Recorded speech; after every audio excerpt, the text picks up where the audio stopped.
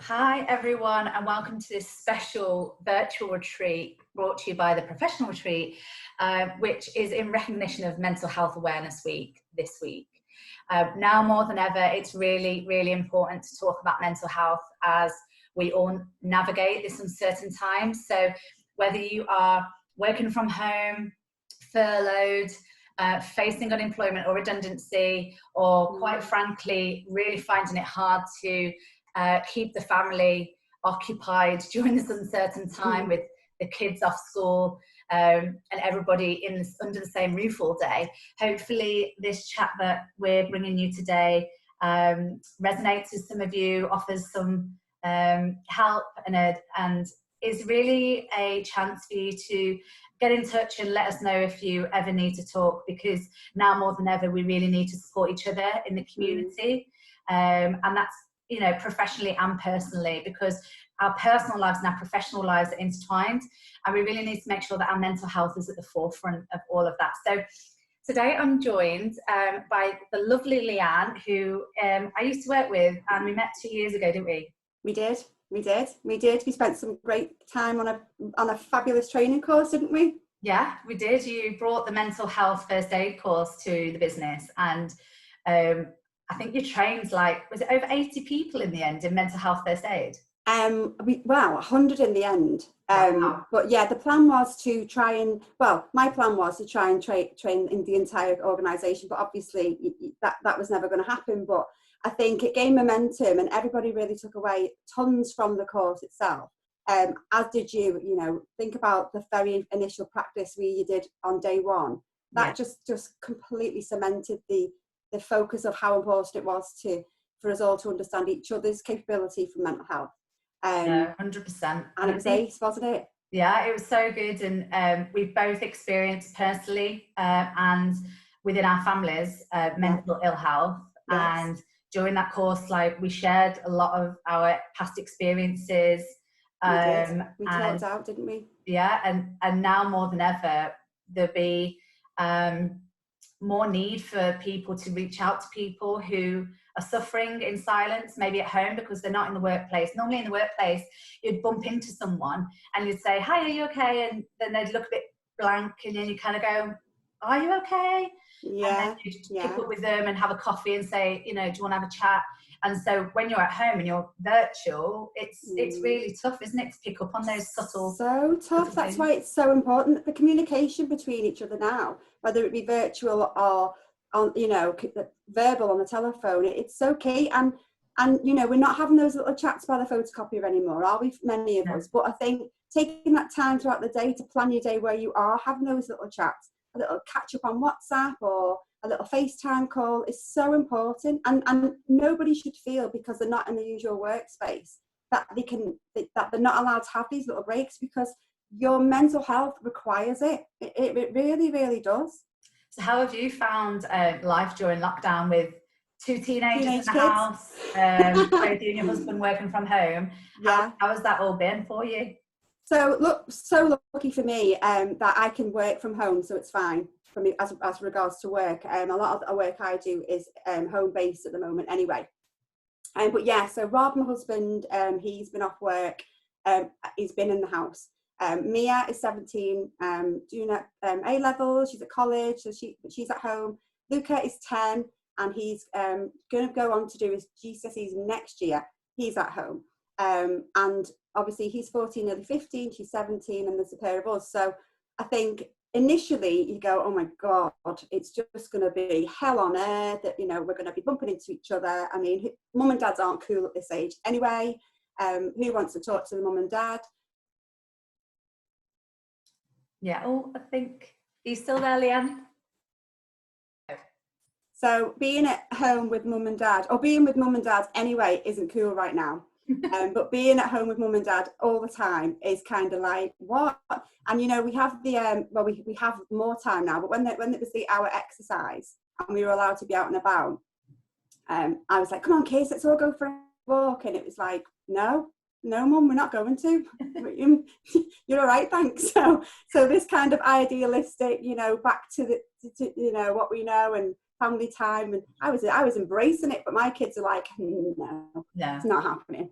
not at all. No, I really respect people that are at home at the moment with their families and living with teenagers or children or partners, whether they be working or not working. And, you know, I know that you've talked previously about that your teenagers have struggled with mental ill health in the past. And how has that been? You know, they're struggling, you know, A-levels, exams, uncertainty in their education.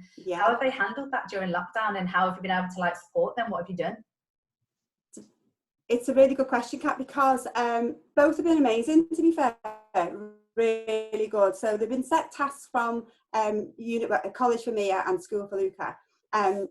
As a parent though, I think because I don't have to homeschool per se, but I do have to be mindful that these tasks have to be completed on a daily basis. Luca's year 10, so next year is a really important year for him. But, you know, he's a 14-year-old boy. He's had his own challenges, I would say, probably with his own mental health, as most teenage boys can do, some more severe than others. So I have to be mindful as his mum, and knowing what I know about mental health, is not to put too much pressure on him. So it's kind of, like you said, the juggling act. It's kind of making sure that his mental health is okay and he's in a safe space where he feels that he can thrive, but also he's doing the work he needs to do, because it'll get to next year. And every single day then, he can't lose that momentum of study, because that's all he's going to be doing at the beginning of next year. So what have you put in place then to be able to do that with Luca? So the nocturnal. So I'm going to be completely honest. I'm going to be completely honest with everyone, because that's the only way I can be.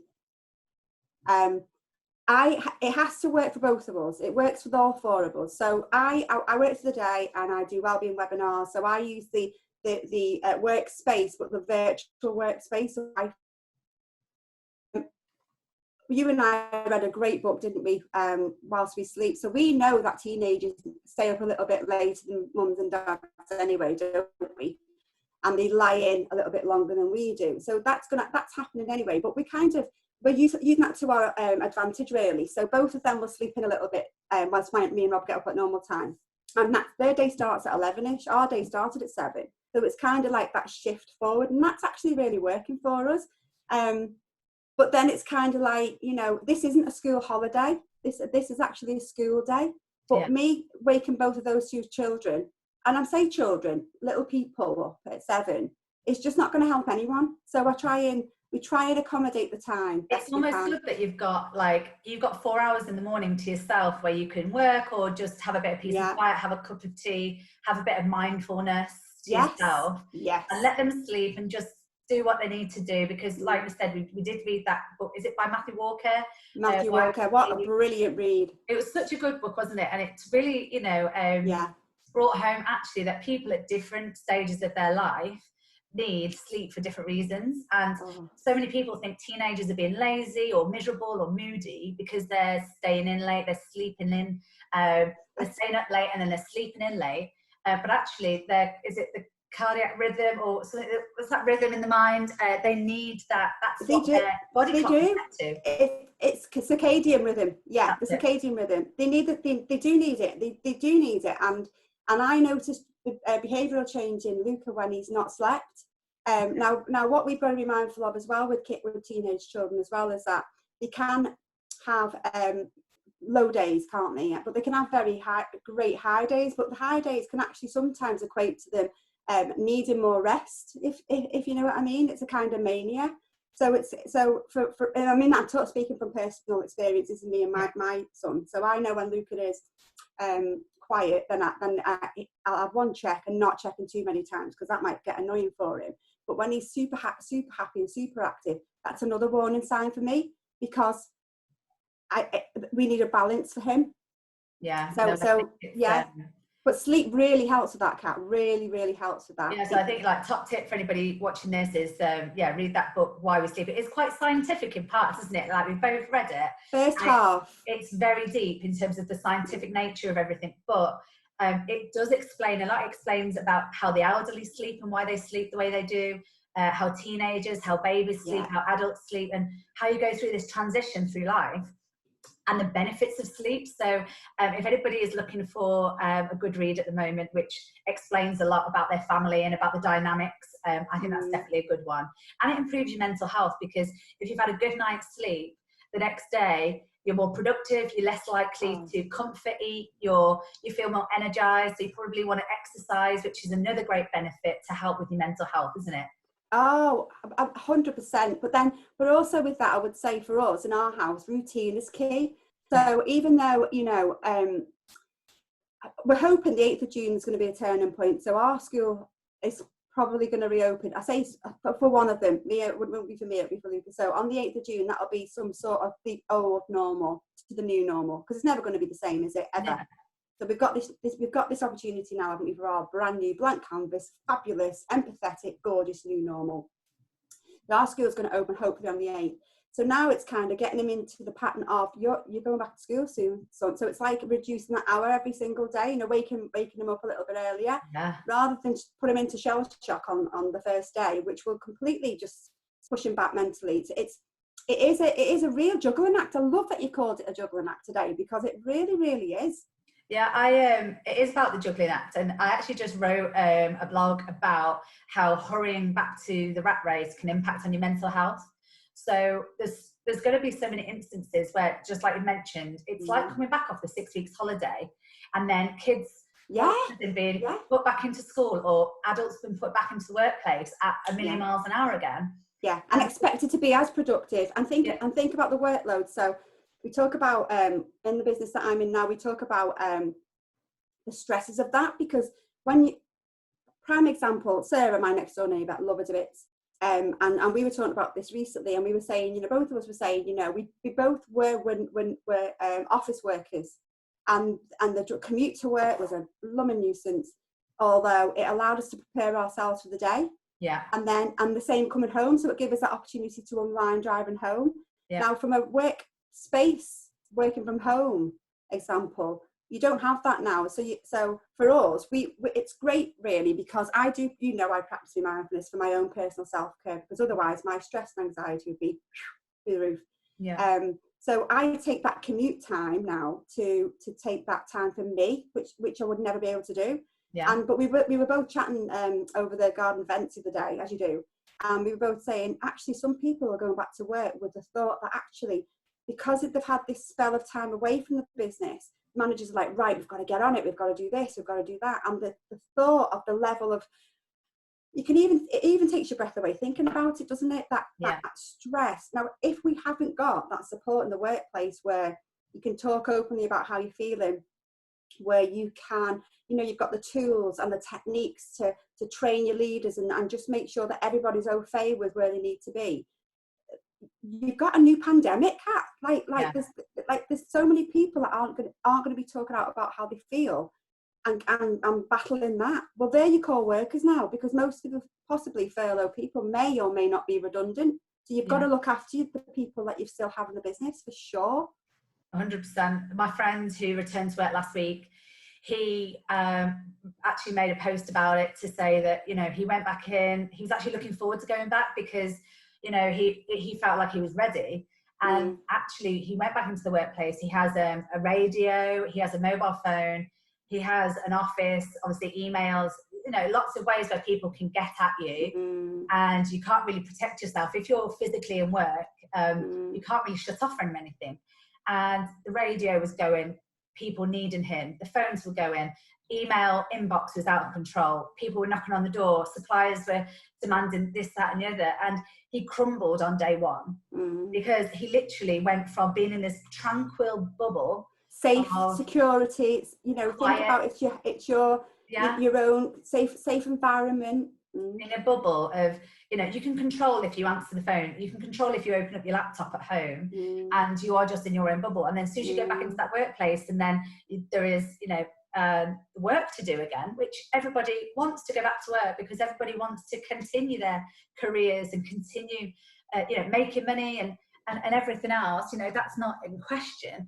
But are we actually ready for it? You know what, as well, I think what's really important, that's so key that you've said that. Many people left the business with unfinished business. it was like, Friday, well, I think 20th of March, my birthday, International Day of Happiness, it happened. Nice. Everything happened on that day. It was like, wow.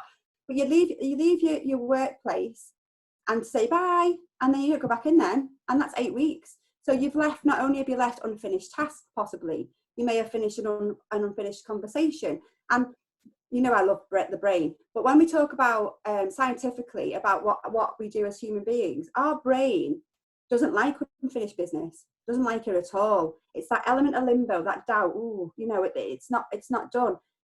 And you can equate it to, you know, if you're having a conversation with somebody and you've said something, but they carry on and say something else, and you hold that piece of info that you're dying to say until the very end. Like my mum and dad do it all the time. So they go, so what I was saying was, because they want to finish that part of that sentence off, well, that's what the brain does. It waits and it holds, and it's respectful and it's kind, and it lets you say what you need to say, but it'll tell you. And the same applies to intrusive thoughts. The same applies to our own, you know, our mindset. You know, we've got unfinished. Exactly. We've got unfinished business, and we've no closure to the last. So we're going from an old normal to a new normal, but we've not finished the old normal. So we're in a state of blah, blah, blah, until... I wrote about it actually recently, about the F word, furlough. I love that, Cat. Your article was amazing. Yeah, I wrote it because it was all in my head, and like you, I felt like I had to write it down and get it out, because otherwise it was going to be in my head and keep going around my head, and I needed to come to terms with how I was actually feeling since being furloughed. And I don't blame anyone for that. I know that this pandemic, this worldwide crisis, has affected businesses left, right and centre, and they have had to make really difficult decisions and have difficult conversations with people they absolutely do not want to lose or upset or affect their mental health at all. Like that is no one's game here. But inadvertently, because of the situation we're in, people have had to try and come to terms with what's happened very quickly. You know, people have called it like, it's like going through a breakup. It's like it's a loss. It's like having withdrawal symptoms. It's a loss. Experiencing a loss. And so my blog post that I wrote, it's called The F Word, talks about how I feel like I've mourned my own life, my old life, because I know that I'll never go back to what my old life was like. And that includes racing around 100 miles an hour. That includes going to, you know, tons of networking events and doing lots of hours, and trying to fit in the gym, trying to fit in my friends, trying to fit in my family, and trying to keep everybody else happy rather than actually doing what makes me happy. And, you know, I feel like I almost went through a breakup of that old life, and then coming through furlough, the first 4 weeks, I buried my head in the sand. So do you know what I love about that though? Here's the deal, isn't it? So mental health, what do we say? Do you know what? I should test you really, but I won't. But during the mental health first aid training we did, and I always remember when I used to say to you, right, okay, these are the notes to remember. They used to say truth to say, didn't I? And I'd ask you to write them down because they were the ones I needed you to remember for the end assessment. Yeah, and you've not remembered them. I'll be testing you. I'm only messing. And we talk about hope for recovery. Do you remember? We used to talk about it all the time. So mental ill health. And the reason why I'm talking about this is because you haven't, this unfinished business, has been no closure to it, and you talk about the loss of the before. I kind of want to shift that on its head a little bit. So I kind of want to talk about the rebirth of the new. So it's not about now. So we talk about when we're being present. Said it to you 1,000 times. I know we can't control what's gone on. No, gone. We can think about it, and we can reminisce, and we can, you know, have, you know, loving feelings or angst for it, but we can't do nothing about it. So we've got to let that go, haven't we? Tomorrow's not happened, and we live day by day with the updates, or now Thursday to Thursday with the applauds, or Sunday to Sunday with the Boris update, whatever it is. So we can't really plan too far ahead right now, can we? So all we can do is concentrate on the now and the present.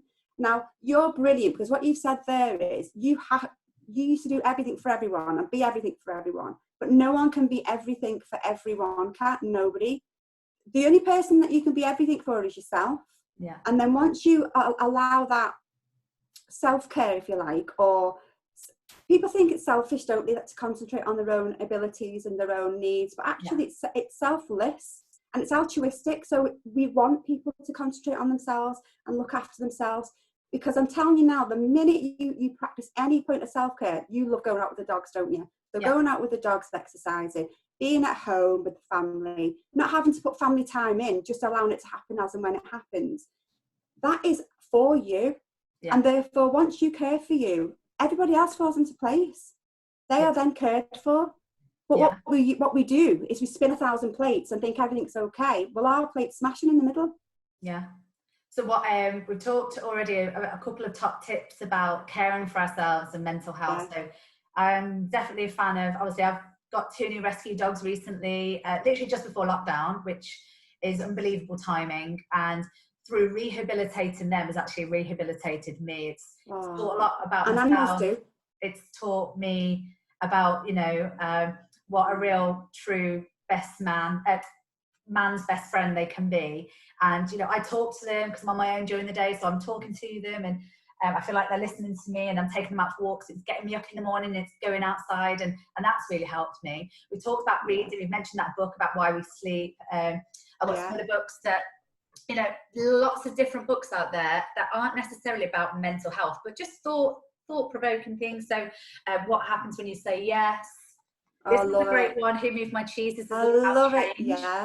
That's a good one to read now, for sure. And I love this one, Randy Zuckerberg's Pick 3. You can have it all. So it really talks about, in an increasingly demanding world, we've been told that we can do it all. Maintain close friendships, devote ourselves to work, spend time with family, stay fit, get enough sleep, but who can do everything can do it well every day. And so again, this is about managing your own expectations of what you're putting on yourself, and what you're like tasking yourself with all the time to be perfect at everything, because you're not going to be the perfect homeschooler. You're not going to be the perfect housewife, cleaner, cook, remote worker, wife. You know, it's a juggling act. And there's podcasts that they can listen to. I listen to podcasts. Have you got any recommendations?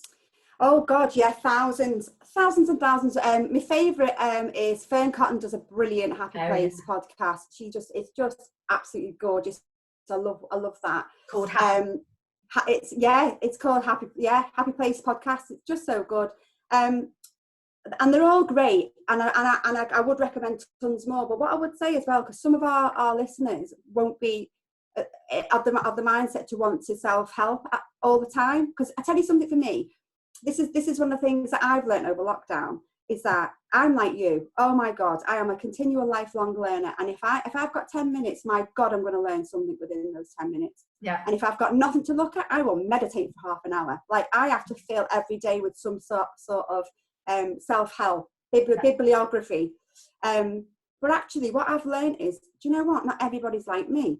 And so if somebody says, Boris says you can go out for an hour's run every night, and I've seen so many people exercising, which is brilliant. But you know, for those people who don't want to do that because they find their solace in being quiet and just taking time sitting in the garden, so they don't have to exercise, but they've got the fresh air.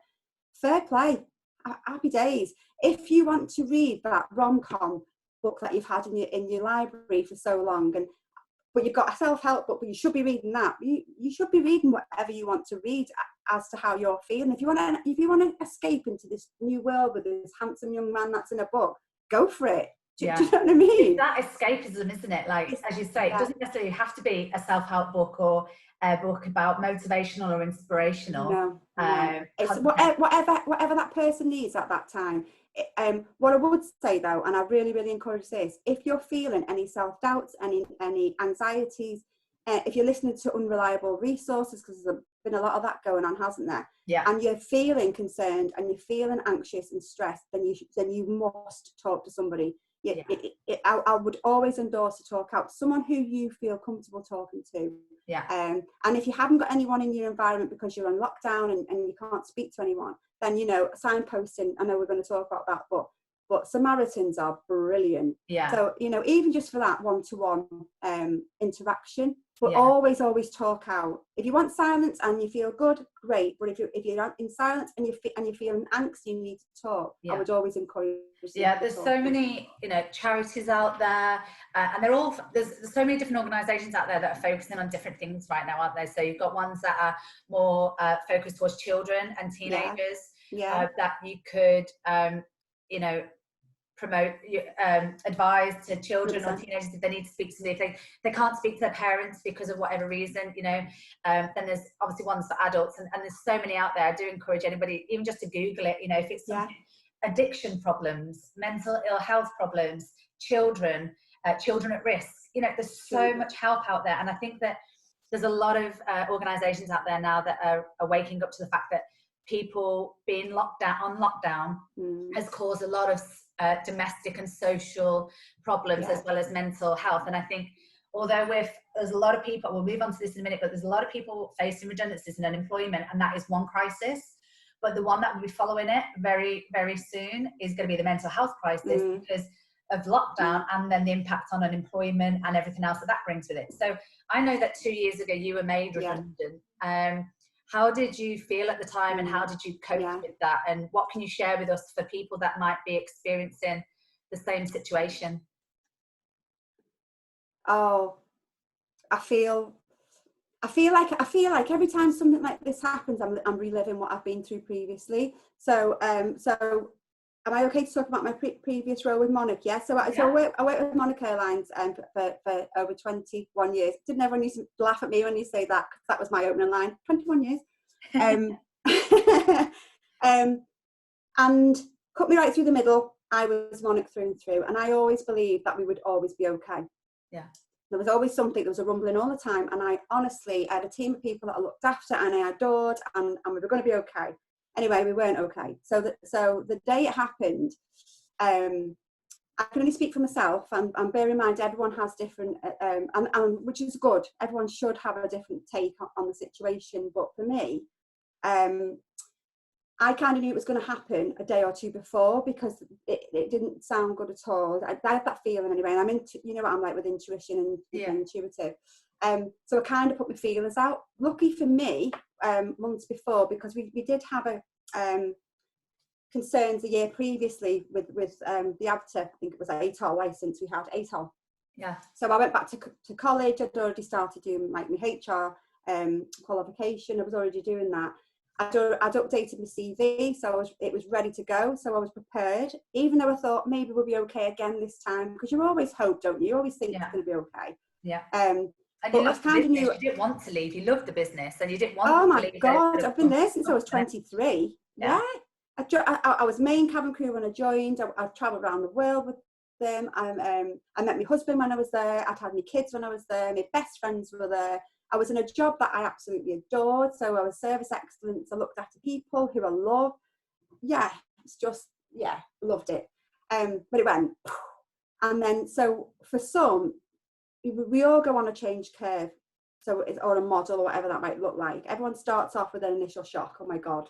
Everyone will start at something. Confusion's normally there as well. I hit the floor running, basically. So I've got Rob and me and Luca.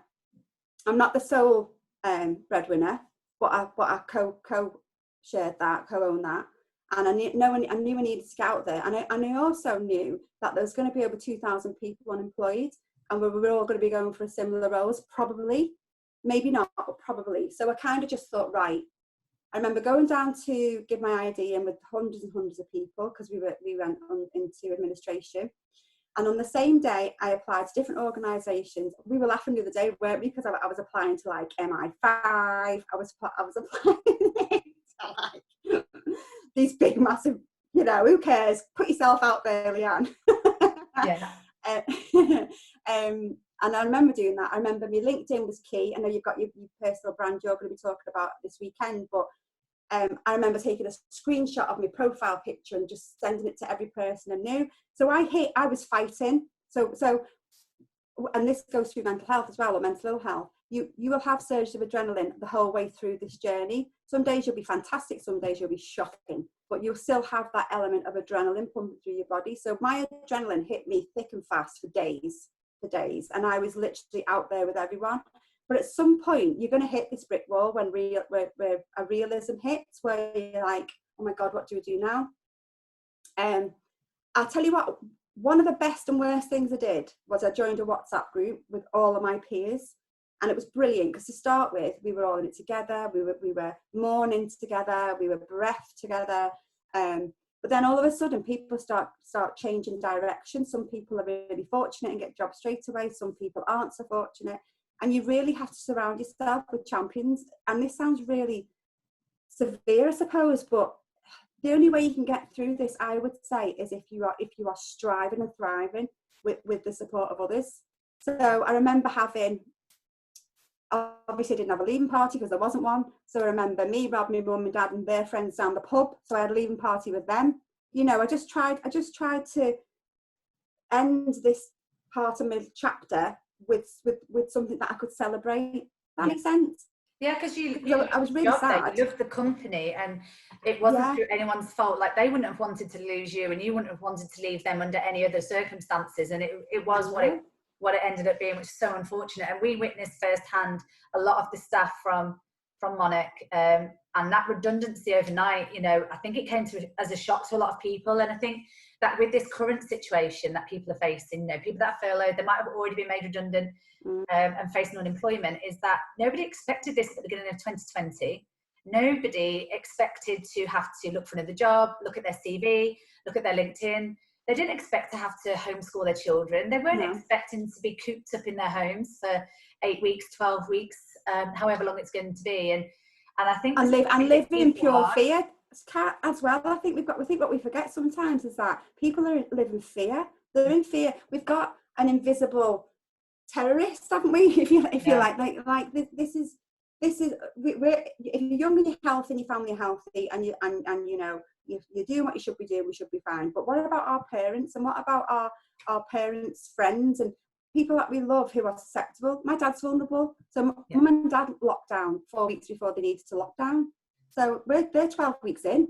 Yeah, it's such a long time, and again, that doesn't help the mental health conversation either when you're separated from family, because you know, there's loads of close-knit families out there who rely on each other for support, for conversation, for that physical connection, to really just be there to support each other, to have the hug. I think the power of the hug, oh my God, how many people are missing that right now? Can you believe it? I am, honestly. People send me texts all the time saying they pray for the hugger. You know what I was like, and I miss that so much. You're a very huggy person. I am. Oh my God, I am the epitome. I am the hugger. Like, no doubt about it. And now I think not to sound socially awkward, but we're protecting each other. But when you walk past someone in the street now, you're very polite, aren't you? Hi, but you literally walk like a mile around them to get past them. Well, normally I'd hug that stranger.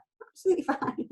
You know, so if you imagine if you were self-isolating on your own, if you're an independent person, you live solo, and you've spent all this time on your own, you know, hopefully they would have been able to reach out to family and friends still virtually like we are today. We're doing really well, aren't we? We're doing really well. Quizzes. But for so many, I think so many are struggling because they can't connect virtually. They just don't feel the same, and they might be in a bit of a black hole. They've got the blinkers, they can't see the wood through the trees, and they can't see an end to this. And I think it's that hope that we're all looking for to pull through. And for anybody who has a friend or family member who does live on their own, or you know, they've been a bit quiet recently, like, reach out to them, because they're probably in a bit of a hole themselves. And actually that phone call to a friend or a family member or a colleague could really go a long way. Well, it could save a life, Cat. Yeah, it really. And do you know what? Do you know the shame, the sadness about it now is the thing that, you know, on a Thursday we're out and we're clapping, we're looking at our neighbours, we're smiling, we're waving to them. I've lived on this road for 10 years now, and I know my next door neighbour Sarah. That's the only person I knew. I know every person on my block now because I'm out there waving with them every Thursday. And it's took something so severe for us to have humility, be human. And I think another key thing as well for people to take on today probably is, like, you can only control what's within your control. You know, you can't help everyone. You need to look after yourself first. But if you can reach out and you can support and just drop a phone call or a text to somebody and just make sure they're okay and be available to speak to. You don't, a lot of people are volunteering at the moment, which is fantastic, and they're out and about doing everything. But sometimes it's just being a friendly ear to an elderly person or a person living on their own, or, and helping them. Sometimes it's that smile to a stranger in the street. Yeah. Sometimes that's all it takes. Yeah. Look up, eye contact, smile. That makes so much difference. It's international language, isn't it, of love, isn't it? Smiling. Yeah. No, we do love a smile, don't we? We do, don't we?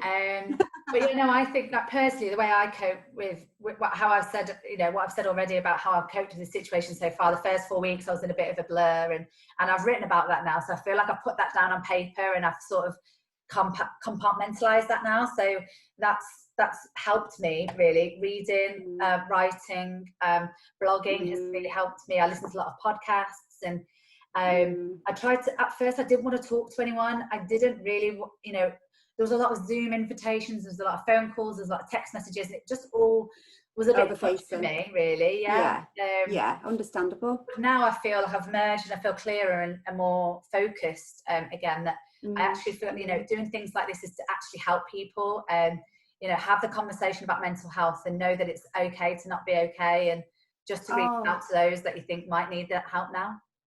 Oh, I love that you just said that. It's so okay not to be okay.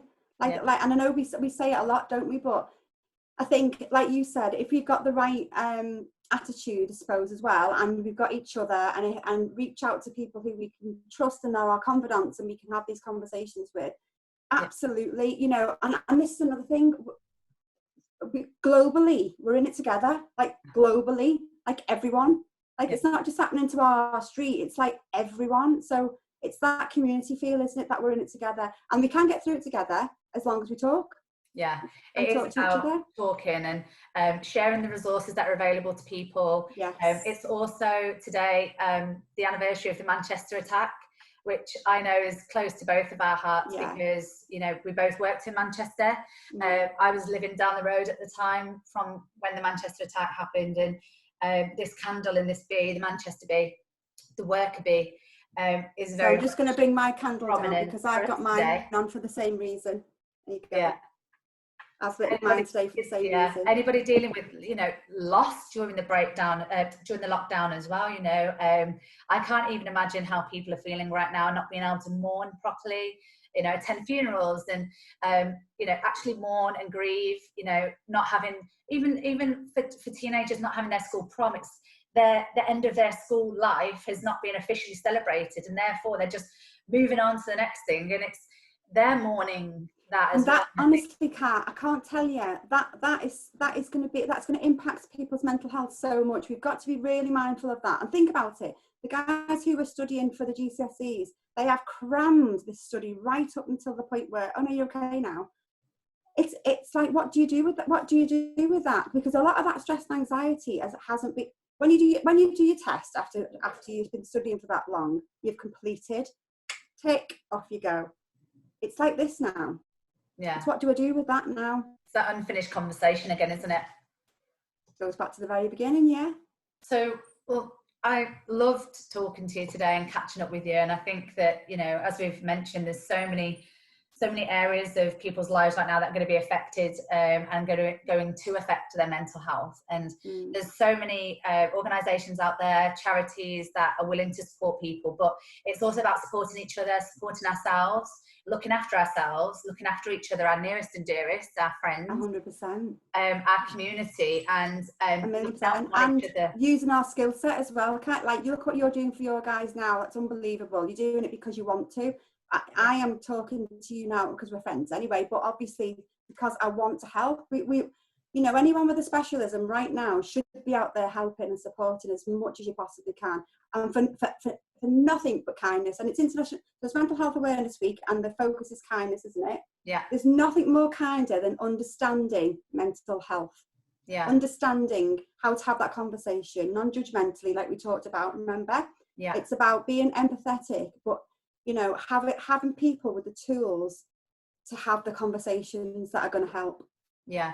And what brought us together was the mental health first aid course, and I cannot thank my employer enough for putting me on that, because it was the most thought-provoking and emotional course that I've ever been to as a professional. And any organisations that are looking into it, you know, I see a lot more people now going through that, and I think it's such a great thing for society to really adopt. I couldn't agree more with you. I love delivering them. I love it. It's just my passion. I just love it.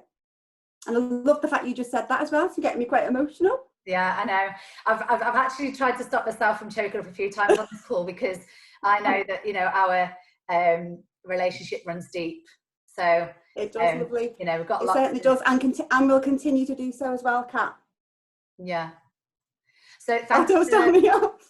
Thanks for joining me today, Lee. Pleasure. Thanks for doing this as part of the professional retreat. This is all about helping professional women navigate this time through uncertainty. If whatever you're facing with the Juggling Act, you know, you're not on your own. And if you know me, if you're in my network, if you don't know me, if you're not in the network, get in touch with me via all the channels just there. I'm willing to have a chat. I'm willing to help mentor, coach, support anybody that's going through any type of mental ill health. We're all in it together, and I just hope that everyone stays safe during this time, and you know, safe and well, and gets through this time safely, and celebrating Mental Health Awareness Week, and hopefully we can do some good by having this chat together. So thanks so much, Lee, and I'll see you really soon. We will anytime. See you later.